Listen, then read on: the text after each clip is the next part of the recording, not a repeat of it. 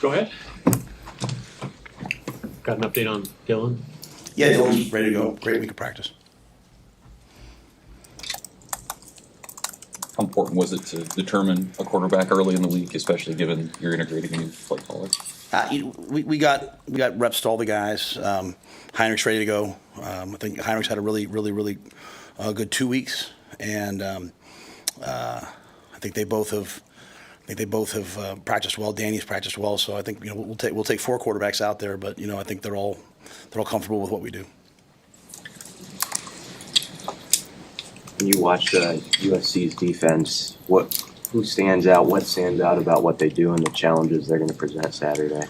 Well, I mean, they're as talented a team and roster as there is. They've got 6'3" corners. They've got length, power. They can rush the passer. They'll play man, overload the box, take away the run, and force you to throw. Throw the ball against big, long guys who are tremendously talented. So, Coach Lynn's done a really nice job there, and we're gonna have to play our best. What different elements does USC's quarterback bring to their offense? Well, I mean, I think anytime you play against Coach Rhule, one of the great offensive masterminds in football, I mean, you have to first stop the run. Woody Marks, I think, is one of the best backs I've seen in a long time. Tremendous run system that they have, and then they've added in, both with Miller and I'm sure with Jaden as well, added in the ability to pull the ball and run what amounts to triple option. So they're running power and counter gap type schemes to one side and pulling the ball, and quarterback can run it or throw to a guy who's on the perimeter. So very akin to when they had Jalen Hurts when we competed against him at Oklahoma. We went back and I watched the quarterback at UNLV did a lot of the same things in that go-go offense there, triple option type plays, throws an elite deep ball. So there's he's a really talented player. There's a reason why everybody wanted him when we went in the portal last year, and he's getting his opportunity. I thought Miller Moss played exceptionally well as well. So I mean, again, Coach Riley's he's the best that there is in my mind. Hey, Coach, now that you've had a few practices to kind of sit back and see him at work, how has the players and Dana kind of done with all this? I think Dana's stepped right in. I mean, like I said, it's still the same language. He's adapting to everything that we do. The players, it's like I said, it's the same thing. It's just someone new in the mix. All the same coaches are coaching their guys. So it's just, like I said, a fresh perspective on what we were doing, and I think he's gotten along well with the players, and I think the players have practiced well this week.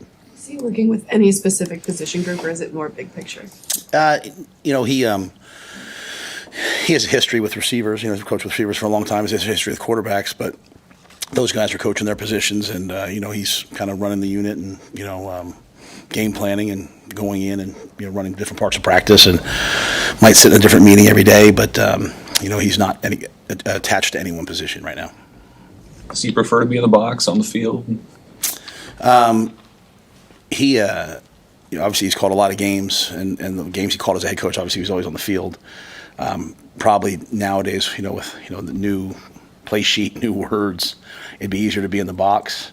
But I think he's still working through all that. I think we have a decision, but I don't want to say it in case he changes his mind. Because that's never bothered me. I've always felt like wherever someone feels most comfortable, it's at the end of the day, it's the play call that matters the most. But I wouldn't be surprised to see him on the field, and I wouldn't be surprised to see him in the box. We're still working through a little of that. Will Saad stay upstairs, or will he go down? The Saad's decision. They're tops in the country in net punting. When you look at their special teams, what do you see, and how has this bye week been useful for you in that phase of the game? Yeah, I think they've got great athletes, and their athletes enjoy playing special teams. You watch them in all the phases. I mean, their return game. I went to the Jet Awards last year, and obviously Branch won the Jet Award. He's explosive and dynamic. A factor. We kind of, after that Rutgers game, we changed what we did on punt. and made some adjustments. And so every week that we're in it, we're better, And but they provide a tremendous challenge, not just schematically, but really more the people that they have out there. They got guys who love to play it, and our guys understand that that's going to be a big part of this game, and that we have to play well. Beyond Bill, any injuries of note going into this one? No, not really. I think we're pretty healthy. Matt, what do you think of getting to coach a game inside the Coliseum? Yeah, I was there as a graduate assistant at UCLA, and UCLA had beaten USC like 5 times in a row, and it was Pete Carroll's first year, and they were maybe struggling a little bit, and then we went there and they beat us. I think it was the second to last game of the year because of 9/11, and then they were off and running. Yeah, I mean it was a great experience the first time being a head coach there. I mean it's an iconic place, a lot of history. Obviously the recent passing, I think Coach Robinson just passed, right? So I mean obviously there's been great coaches, great players. It's the new world of college football, and it's great to be a part of.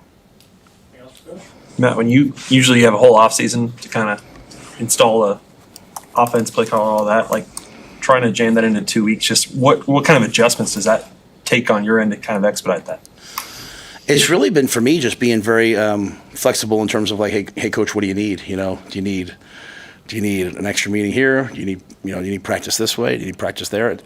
It's what I've always liked to do. I've never been very rigid with those things. I always liken it to if you're a golfer and you're struggling off the tee, you don't want to go take a chipping lesson. You want to work on your driver. And so, to me, it's always being flexible in the process of what we need, and adapting to Dana and kind of what he needs to get ready. But also then he's obviously adapted to the situation that he's in. But a lot of credit to him. I mean, he didn't have to do this. He didn't have to step in at this point. But I think he sees the challenge in it. He also sees the opportunity, and same thing for us. Obviously, it's a little bit of a challenge, but I see a tremendous opportunity here, and I have to be flexible. He has to be flexible, and it's been fun, to be quite honest with you. It's been a great week, really 2 weeks, just to make this thing work. So we'll go out there on Saturday. We'll play. What I'm very sure of is that we'll get better every single day.